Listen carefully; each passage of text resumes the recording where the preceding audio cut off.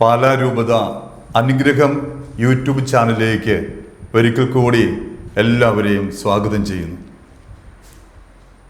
ദൈവസ്നേഹ അനുഭവത്തിൻ്റെ, വ്യക്തിപരമായ സ്നേഹാനുഭവത്തിൻ്റെ ആഴങ്ങളിലൂടെ ഏതാനും നിമിഷം വചനത്തിൻ്റെ യോഗ്യതയാൽ നമുക്ക് ധ്യാനിക്കാം. ഇടയൻ തൻ്റെ ആടുകളെ അറിയുന്നത് പോലെ ദൈവം നമ്മെ അറിയുകയും വ്യക്തിപരമായി സ്നേഹിക്കുകയും പരിപാലിക്കുകയും ചെയ്യുന്നു. ഈ കർത്താവിൻ്റെ സ്നേഹം, വ്യക്തിപരമായ നമ്മളെ സ്നേഹിക്കുന്ന ആ സ്നേഹാനുഭവം രുചിച്ചറിയുകയും പങ്കുവെക്കുകയും ചെയ്യേണ്ടതാണ്. എന്താ നിന്റെ മുഖം വാടിയിരിക്കുന്നത് എന്ന് കായനോട് ചോദിച്ച ദൈവം നമ്മോട് കൂടെയുണ്ട്. നീ കരയണ്ട എന്ന മഗ്ദല മറിയത്തോട് അരുളി ചെയ്ത കർത്താവ്, നീ ഒരു അനുഗ്രഹമായിരിക്കുമെന്ന് അബ്രാഹത്തോട് പറഞ്ഞ കർത്താവ്, ആദം നീ എവിടെയെന്ന് ചോദിച്ച ദൈവം, നീ ഇവിടെ എന്ത് ചെയ്യുകയെന്ന് ഏലിയായോട് അരുളി ചെയ്ത ദൈവം, പ്രിയമുള്ളവരെ, നമ്മളെ വ്യക്തിപരമായി അറിഞ്ഞ് സ്നേഹിക്കുന്ന ദൈവം എപ്പോഴും നമ്മുടെ കൂടെയുണ്ട്. അവൻ്റെ സ്നേഹം എപ്പോഴും എന്നെ തേടിയെത്തുന്ന സ്നേഹമാണ്. എനിക്ക് വേണ്ടി കാത്തിരിക്കുന്ന സ്നേഹമാണ്. എന്നെ രക്ഷിക്കുന്ന സ്നേഹമാണ്.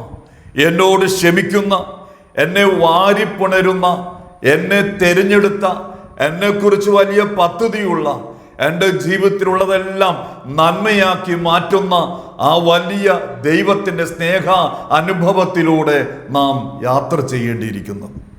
ഉൽപ്പത്തിയുടെ പുസ്തകം 3-ാം അധ്യായം അതിൻ്റെ 8-ാം തിരുവചനം, വെയിലാറിയപ്പോൾ പിതാവായ ദൈവം ഏദൻ തോട്ടത്തിലേക്ക് ഇറങ്ങി വന്നു. പ്രിയമുള്ളവരെ, വെയിൽ അഗ്നിയ, അതിനെ തന്നെ വെയിൽ അഭിഷേകമാണ്. ആദത്തിൻ്റെയും ഹവ്വായുടെയും ജീവിതത്തിലേക്ക് നോക്കുക. വെയിൽ ആറി, കൃപ നഷ്ടപ്പെട്ടു, വചനം നഷ്ടപ്പെട്ടു, സ്നേഹം നഷ്ടപ്പെട്ട് പാപം ചെയ്ത് ഭയന്ന് വിറച്ച് ആദവും ഹവ്വായും മരത്തിൻ്റെ പുറകിൽ ഒളിച്ചിരിക്കുകയാണ്. എന്നും ഏദൻ തോട്ടത്തിൽ ഉലാത്താൻ വരുന്ന പിതാവായ ദൈവം, എന്നും പിതാവായ ദൈവത്തെ കാത്തിരിക്കുന്ന മക്കൾ. ഇതേ ഒരു ദിവസം പിതാവ് കടന്നു വന്നപ്പോ മക്കളെ ഒന്നും കാണാനില്ല. പിതാവായ ദൈവത്തിന് അറിയാമായിരുന്നു ആദവും ഹവ്വായും പാപം ചെയ്ത് ഭയന്ന് വിറച്ച് മരത്തിന്റെ പുറകിൽ ഒളിച്ചിരിപ്പുണ്ട് എന്ന്. എന്നിട്ടും, ഇതറിയാമായിരുന്നിട്ടും പതിവ് പോലെ മക്കളെ കരം പിടിച്ച് ഉലാത്താൻ ഏദൻ തോട്ടത്തിലേക്ക് ഇറങ്ങി വരുന്ന കരുണാർദ്രമായ സ്നേഹത്തിന്റെ നേർക്കാഴ്ചയാണ് നാം കേട്ട തിരുവചനം. പ്രിയമുള്ളവരെ, ഈ വചനത്തിന്റെ ആഴം എന്താണെന്നറിയാമോ?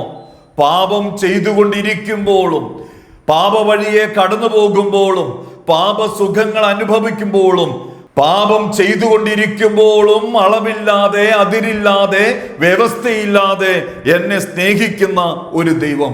അതുകൊണ്ടാണ് ഏശയ്യാ 46:9 തമ്പുരാൻ ഇപ്രകാരം അരുളി ചെയ്തത്, എന്നെ പോലെ മറ്റൊരു ദൈവമില്ല, എന്നെ പോലെ മറ്റാരുമില്ല, എന്നെ പോലെ ഒരു കർത്താവില്ല. ഏശയ്യാ 43:11 എന്നെ പോലെ ഒരു രക്ഷകനില്ല. ഏശയ്യാ 43:10 അരുളി ചെയ്യുന്നു, എന്നെ പോലെ ഒരു ദൈവം എനിക്ക് മുമ്പ് ഉണ്ടായിട്ടില്ല, എനിക്ക് ശേഷം ഉണ്ടാവുകയുമില്ല. Praise the Lord, hallelujah. പ്രിയമുള്ളവരെ, ഇത്രമാത്രം ദൈവസ്നേഹാനുഭവം നമ്മൾ രുചിച്ചറിയുമ്പോഴും ആ സ്നേഹത്തെ ആരാധിക്കുകയും സ്തുതിക്കുകയും മഹത്വപ്പെടുത്തുകയും ചെയ്യുമ്പോൾ സ്വർഗത്തിന് നമ്മളെക്കുറിച്ച് ഒരു വലിയ വേദനയുണ്ട്. ആ വേദനയുടെ വചനമാണ് ഏശയ്യാ പ്രവാചകന്റെ പുസ്തകം 1-ാം അധ്യായം അതിന് 2-3 തിരുവചനം. കാള തൻ്റെ ഉടയവനെ അറിയുന്നു, കഴുത തൻ്റെ യജമാന്റെ പുൽത്തൊട്ടി അറിയുന്നു, എന്നാൽ എൻ്റെ മക്കൾ എന്നെ അറിയുന്നില്ല. പിതാവായ ദൈവത്തിന്റെ വേദനയാ, എൻ്റെ മക്കൾ എന്നെ അറിയുന്നില്ല. പ്രിയമുള്ളവരെ, സമരിയക്കാരി സ്ത്രീയോട് ഈശോ പറഞ്ഞില്ലേ, ഞാൻ ആരാണ് എന്ന് നീ അറിഞ്ഞിരുന്നുവെങ്കിൽ. ദിവ്യകാരുണ്യം സ്വീകരിക്കുമ്പോ ഈശോ ഇപ്രകാരം വേദനയോടെ ഓർക്കുന്നുണ്ടാവാം, എന്നെ ഒന്ന് തിരിച്ചറിഞ്ഞിരുന്നുവെങ്കിൽ. ജീവന്റെ വചനത്തിന്റെ മുന്നിൽ നിൽക്കുമ്പോ വചനമായ കർത്താവിന്റെ വേദന, വചനത്തിന്റെ ശക്തി ഒന്ന് തിരിച്ചറിഞ്ഞിരുന്നുവെങ്കിൽ. പ്രിയമുള്ളവരെ, പാപമെന്ന് പറയുന്നത് യേശുക്രിസ്തുവിനെ അറിയാതിരിക്കുന്നത് മാത്രമല്ല, അറിഞ്ഞ യേശുക്രിസ്തുവിൽ വളരാതിരിക്കുന്നതും പാപമാ. പ്രിയമുള്ളവരെ, ഞാനും നിങ്ങളുമൊക്കെ ഈശോയെ അറിഞ്ഞവരാ, അവന്റെ സ്നേഹവും അവന്റെ വചനവും ഒക്കെ അറിഞ്ഞവരാ. എന്നാൽ കർത്താവ് നമ്മോട് ചോദിക്കുന്നു, എന്തുമാത്രം നീ എൻ്റെ സ്നേഹത്തിൽ വളർന്നു, എന്തുമാത്രം എൻ്റെ വചനത്തിലും കൃപയിലും അഭിഷേകത്തിലും നീ വളർന്നു. ദാനിയേലിന്റെ പുസ്തകം 9-ാം അധ്യായം അതിന്റെ 23-ാം തിരുവചനം. ഗബ്രിയേൽ ദൂതൻ ദാനിയേലോട് ഇപ്രകാരം പറഞ്ഞു, ദാനിയേലേ, നിന്റെ ദൈവം നിന്നെ അത്യധികമായി സ്നേഹിക്കുന്നു. എന്ന് പറഞ്ഞാൽ അളവില്ലാതെ, അതിരില്ലാതെ, വ്യവസ്ഥയില്ലാതെ ദൈവം നമ്മളെ സ്നേഹിക്കുന്നു. പ്രിയമുള്ളവരെ, ഈ ഭൂമിയിൽ ഒരു ദാനിയേലോട് മാത്രമേ കർത്താവ് ഇങ്ങനെ പറയുകയുള്ളൂ.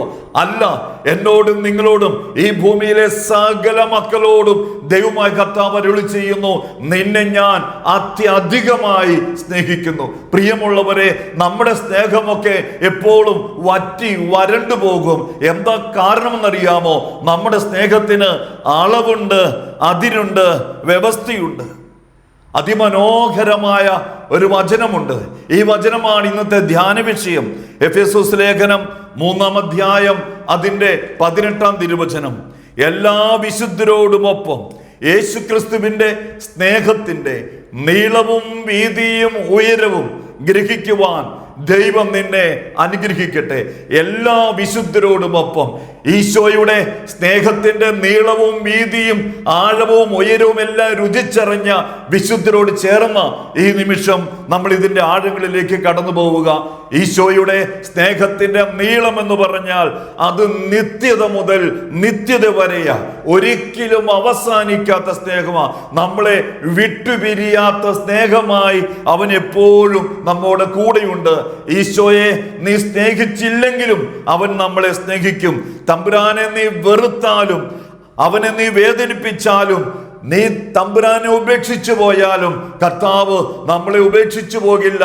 ആ അവസ്ഥയിലും കർത്താവ് എപ്പോഴും നമ്മളെ സ്നേഹിച്ചു കൊണ്ടിരിക്കുന്നു. മർക്കോസിന്റെ സുവിശേഷം അതിന്റെ 5-ാം അധ്യായത്തിൽ നാം കാണുന്നുണ്ട്, ഒരു പിശാചുബാധിതൻ, ശവക്കല്ലറയിൽ കിടന്നുറങ്ങിയിരുന്നവൻ, ചങ്ങലകളാൽ ബന്ധിതൻ, എല്ലാവരും ഉപേക്ഷിച്ചവൻ, എല്ലാവരും തള്ളിപ്പറഞ്ഞവൻ, ആരും തിരിഞ്ഞു നോക്കാത്തവൻ. എന്നാൽ ഈശോ അവന്റെ അടുത്ത് വന്നു. എന്തിനാണെന്നറിയാമോ? അവന് നഷ്ടപ്പെട്ടതൊക്കെ തിരികെ അവന് നേടിയെടുത്തു കൊടുക്കുവാൻ. Price the Lord, hallelujah. നീ നിന്നെ എഴുതി തള്ളിയാലും നിന്റെ ഈശോ നിന്നെ എഴുതി തള്ളില്ല. ഓർമ്മ വെച്ച നാൾ മുതൽ നമ്മൾ കേൾക്കുന്ന ഒരു പേരാണ് സ്നേഹം. പ്രിയമുള്ളവരെ, എന്താണ് സ്നേഹം? ഇങ്ങോട്ട് സ്നേഹിക്കാത്തപ്പോൾ അങ്ങോട്ട് സ്നേഹിക്കുന്നതിന്റെ പേരാ സ്നേഹം.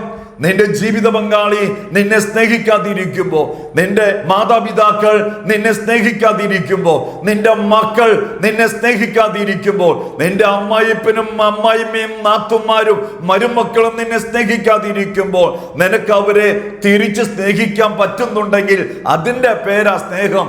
എന്ന് പറഞ്ഞാൽ ഇങ്ങോട്ട് കിട്ടാത്തപ്പോൾ അങ്ങോട്ട് വാരി കോരി കൊടുക്കുന്നതിൻ്റെ പേരാണ് സ്നേഹം. പ്രിയമുള്ളവരെ, എന്താണ് ദൈവസ്നേഹത്തിന്റെ വീതി എന്നറിയാമോ? അത് കുരിശിലെ വിരിയപ്പെട്ട കരം പോലെ ഈ ഭൂമിയോളം വിരിയപ്പെട്ട കർത്താവിന്റെ സ്നേഹമാ. ഈ പ്രപഞ്ചം മുഴുവൻ നിറഞ്ഞു നിൽക്കുന്ന കർത്താവിന്റെ സ്നേഹം. നീ ഈ ലോകത്തിന്റെ ഏത് കോണിലായാലും, എത്ര ഉയരത്തിലും എത്ര അകലങ്ങളിലും ഏത് അവസ്ഥയിലുമായാലും, നീ ദരിദ്രനോ സമ്പന്നനോ, ആരോഗ്യമുള്ളവനോ രോഗിയോ, വെളുത്തവനോ കറുത്തവനോ, പാപിയോ വിശുദ്ധനോ, ആരുമായിക്കൊള്ളട്ടെ, ഈശോ നിന്നെ അത്യധികമായി സ്നേഹിക്കുന്നു. മൂന്നാമതായി നാം കാണുന്നു ദൈവത്തിന്റെ സ്നേഹത്തിന്റെ ഉയരം. യോഹന്നാന്റെ സുവിശേഷം 3-ാം അധ്യായം അതിന്റെ 2-ാം തിരുവചനം. നിക്കോദെമോസ് യഹൂദ പ്രമാണി ഈശോടി പ്രകാരം പറഞ്ഞു, റബ്ബി, അങ്ങ് ദൈവത്തിൽ നിന്ന് വരുന്നവനാണെന്ന് എനിക്കറിയാം. അങ്ങ് ദൈവസന്നിധിയിൽ നിന്ന് വന്നവനാണെന്ന് എനിക്കറിയാം. അങ്ങ് ഉയരത്തിൽ നിന്ന് വന്നവനാണെന്ന് എനിക്കറിയാം. അങ്ങ് സ്വർഗത്തിൽ നിന്നും വന്നവനാണെന്ന് എനിക്കറിയാം. പ്രിയമുള്ളവരെ, സ്വർഗത്തിൽ നിന്ന് വന്ന ഒരുവന് മാത്രമേ നമ്മളെ സ്വർഗത്തിലേക്ക് കൊണ്ടുപോകാൻ സാധിക്കൂ. ഉയരത്തിൽ വന്ന ഒരുവന് മാത്രമേ നമ്മളെ ഉയരത്തിലേക്ക് കൊണ്ടുപോകാൻ സാധിക്കൂ. ദൈവസന്നിധിയിൽ നിന്ന് കടന്നു വന്ന ഒരുവന് മാത്രമേ നമ്മളെ ദൈവസന്നിധിയിലേക്ക് എത്തിക്കാൻ സാധിക്കൂ. അതുകൊണ്ട് കർത്താവിന്റെ സ്നേഹമെന്ന് പറയുന്നത് നമ്മളെ സ്വർഗത്തിൽ എത്തിക്കുന്ന സ്നേഹമാണ്. അതുകൊണ്ട് ഈ ഭൂമിയിൽ തീരേണ്ട ജീവിതമല്ല നമ്മുടേത്. നമ്മുടെ ജീവിതം സ്വർഗത്തിൽ എത്തിച്ചേർന്ന് ദൈവസന്നിധിയിൽ അഭയം പ്രാപിക്കേണ്ടതിന്റെ ജീവിതമാണ്. നാലാമത്, ദൈവസ്നേഹത്തിന്റെ ആഴം. അത് സ്വർഗവും ഭൂമിയും തമ്മിലുള്ള ദൂരമാണ്. ഇത് അളക്കാൻ നമുക്ക് പറ്റില്ല. ഈശോ സ്വർഗത്തിൽ ഒരു സിംഹാസനമിട്ടിരുന്നല്ല നമ്മളെ സ്നേഹിച്ചത്. അവൻ സ്വർഗം വിട്ട് ഭൂമിയിലേക്ക്, ആഴങ്ങളിലേക്ക് ഇറങ്ങി വന്നു. നാം ഏതവസ്ഥയിലായാലും, എത്ര വലിയ തകർച്ചയുടെ പടുകുഴിയിലായാലും, തകർന്ന് തരിപ്പണമായി വലിയ രോഗത്തിന്റെ അവസ്ഥയിലാണെങ്കിലും രക്ഷപ്പെടാൻ ഒരു സാധ്യതയുമില്ല.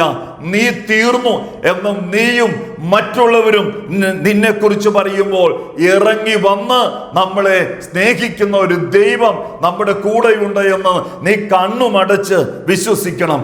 വിലാപത്തിന്റെ പുസ്തകം 3-ാം അധ്യായം 52 മുതൽ 57 വരെയുള്ള തിരുവചനം വചനം ഇപ്രകാരം നമ്മളെ ഓർമ്മിപ്പിക്കുന്നു. എൻ്റെ ശത്രുക്കൾ എന്നെ അകാരണമായി ഒരു പക്ഷിയെ വേട്ടയാടി പിടിക്കുന്നത് പോലെ വേട്ടയാടി പിടിച്ചു. തീർന്നില്ല, അവരെന്നെ ജീവനോടെ ഒരു കുഴിയിലേക്ക് തള്ളി. തീർന്നില്ല, കല്ലും മണ്ണുമിട്ട് ആ കുഴി അവർ മൂടി. തീർന്നില്ല, ആ കുഴി മുഴുവൻ വെള്ളം കൊണ്ട് നിറച്ചു. പ്രിയമുള്ളവരെ, കുഴിയുടെ അഗാധതയിൽ ഞാനിങ്ങനെ കിടക്കുമ്പോ, എൻ്റെ ഈ തകർന്ന അവസ്ഥയിൽ ഞാൻ തീർന്നു വിചാരിച്ചു കൊണ്ടിരിക്കുമ്പോ എൻ്റെ ഹൃദയത്തിൽ നിലവിളിയ, ദൈവമേ എൻ്റെ നിലവിളി കേട്ട് എൻ്റെ അടുക്കൽ വരാതെ അങ്ങ് കടന്നു പോകരുതേ എന്ന് ഞാൻ നിലവിളിച്ച് പ്രാർത്ഥിച്ചപ്പോൾ എൻ്റെ ദൈവം എൻ്റെ അടുത്ത് വന്ന് എൻ്റെ കാതിൽ പറഞ്ഞു, ഭയപ്പെടേണ്ട. Price the Lord, hallelujah. പ്രിയമുള്ളവരെ, അതാണ് ദൈവസ്നേഹത്തിന്റെ ആഴം. നീ എത്ര തകർച്ചയുടെ പടുകുഴിയിലാണെങ്കിലും ഈ സ്നേഹാനുഭവം രുചിച്ചറിയണം.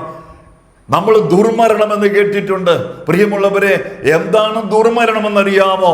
യേശു ക്രിസ്തുവിന്റെ സ്നേഹത്തിന്റെ നീളവും വീതിയും ഉയരവും ആഴവും അനുഭവിച്ചറിയാതെ ഒരു വ്യക്തി ഈ ഭൂമിയിൽ വേർപെട്ടു പോയാൽ ആ മരണത്തിന്റെ പേരാണ് ദുർമരണം. നമുക്ക് എപ്പോഴും പ്രാർത്ഥിക്കണം. കർത്താവിന്റെ സ്നേഹത്തിന്റെ നീളവും വീതിയും ഉയരവും ആഴവും ഒന്നു ചേരുന്ന, ആ സ്നേഹം മുഴുവൻ നിറഞ്ഞു തുളുമ്പുന്ന ഒരു വചനമാണ്. ആ വചനത്തിന് യോഗ്യതയാൽ നാം പ്രാർത്ഥിക്കാൻ പോകുന്നു. 91-ാം സങ്കീർത്തനം 14, 15, 16 തിരുവചനം. അവൻ സ്നേഹത്തിൽ എന്നോട് ഒട്ടി നിൽക്കുന്നതിനാൽ ഞാൻ അവനെ രക്ഷിക്കും. അവൻ എൻ്റെ നാമം അറിയുന്നത് കൊണ്ട് ഞാൻ അവനെ സംരക്ഷിക്കും. അവൻ വിളിച്ചപേക്ഷിക്കുമ്പോൾ ഞാൻ ഉത്തരമരുളും. അവൻ്റെ കഷ്ടതയിൽ ഞാൻ അവനോട് ചേർന്ന് നിൽക്കും. ഞാൻ അവനെ മോചിപ്പിക്കുകയും മഹത്വപ്പെടുത്തുകയും ചെയ്യും. ദീർഘായുസ് നൽകി ഞാൻ അവനെ സംതൃപ്തനാക്കും. എൻ്റെ രക്ഷ ഞാൻ അവന് കാണിച്ചു കൊടുക്കും. ആമേൻ.